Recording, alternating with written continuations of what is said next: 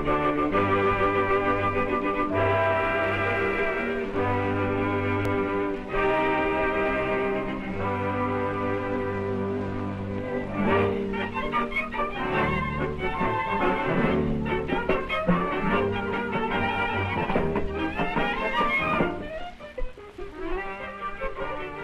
few years after Christopher Columbus had discovered the New World, a number of famous explorers, still in quest of a mythical path of gold to the Indies, landed in that part of South America, now known as the Argentine. One of these explorers, Pedro de Mendoza, probably saw in the fertile soil of its vast pampas something of the potentialities that were destined to make the Argentine one of the richest countries in the world. And thus it was that Mendoza lingered on the pampas with his dreams and founded Buenos Aires, which is today the largest city in South America and the gateway to the Argentine. Buenos Aires is situated on the banks of the Rio de la Plata, a river so wide that it reminds one of the sea. The Rio de la Plata, or River of Silver, was so named by its Spanish discoverers because they believed it flowed through a land that was rich in silver. In truth, however, this river is rich only in mud, the same kind of mud that may have inspired the early settlers to cultivate the fertile pampas from which it comes.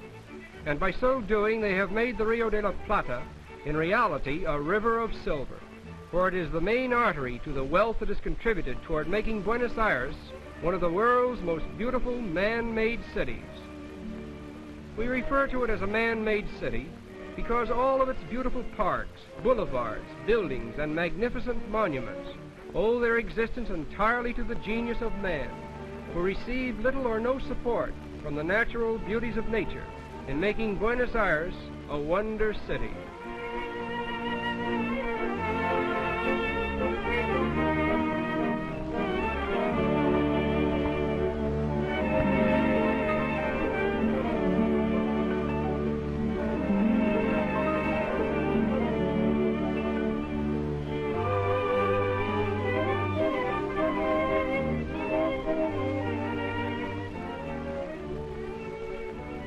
The greatest monument to the memory of this constructive genius is the city itself, in the heart of which the Plaza de Mayo forms a beautiful approach to the presidential palace. It is no exaggeration to say that the latest innovation from Paris will find the most immediate response in the smart shops of the Calle Florida, old and narrow, but still the chief shopping street of the city. Buenos Aires has always held its doors wide open to the foreign, and consequently it now has a cosmopolitan population of 2 million people, a large number of whom are Italian and French.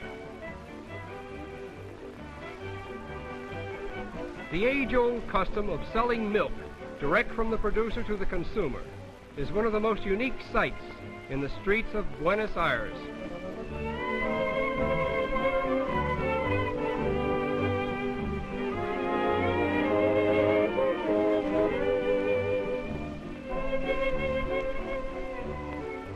The first appearance of cattle in the Argentine is credited to 7 cows and a bull brought from Brazil in the 16th century. Today, the Argentine exports more cattle and hides than any other country in the world. Just outside the city at El Tigre, we had the pleasure of meeting 2 gentlemen of the Argentine. The El Tigre River is a source of healthful diversion for the people of Buenos Aires, enhanced, as it were, by the ever-present spirit of gaiety and song.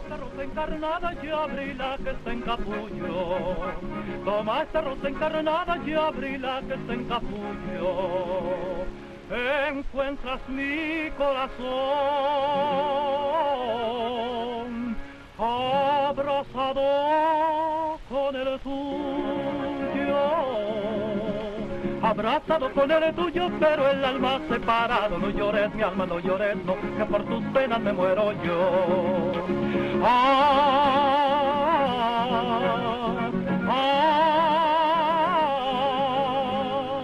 Eres bonita y preciosa, eres capullo de rosa cortado al amanecer.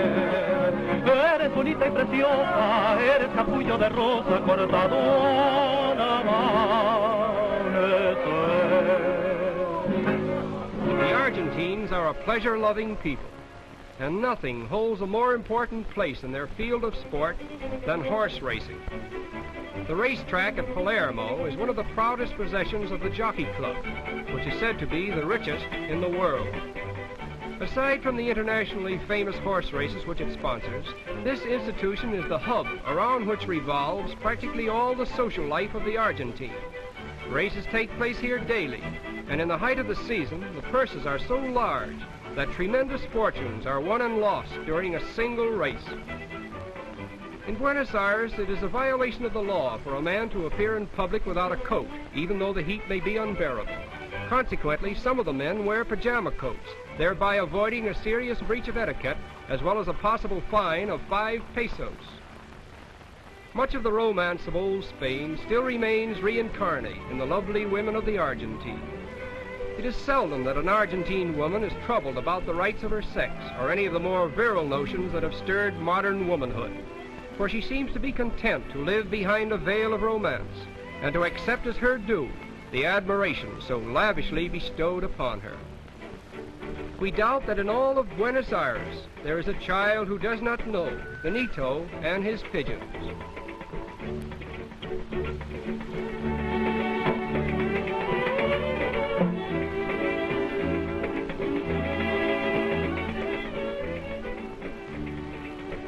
Benito has the soul of an artist, for not satisfied with the somber coloring of the pigeons as nature had planned them, he paints them with all the colors of the rainbow. Rose and blue or orange and green mingle with the dull gray or white of their own soft feathers. And one can see that Benito is very fond of his pigeons. All that he has is theirs. He feeds them and houses them, and with the bright colors he gives them, they bring a joy to all the little children who see them. Benito is more than an artist. Far away from the city itself, the picturesque dancers of the ranchero remind us of the life that was in full sway when the gaucho was the hero of the pampas, a colorful life that is still the common heritage of romantic Argentina.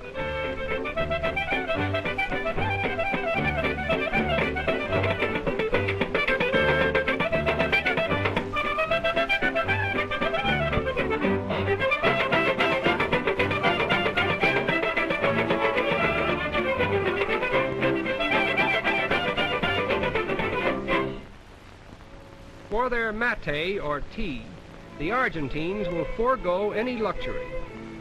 Mate is made from an evergreen shrub, similar to common holly, which has been dried and pulverized. Mate acts as a marvelous restorative after great fatigue, and it has been used by all classes in South America since the beginning of the 17th century.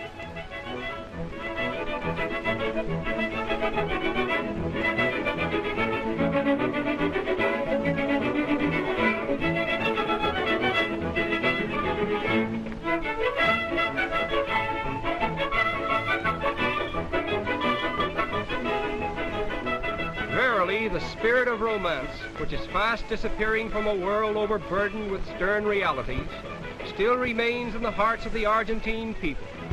And it is with this thought that we reluctantly say, farewell to romantic Argentina.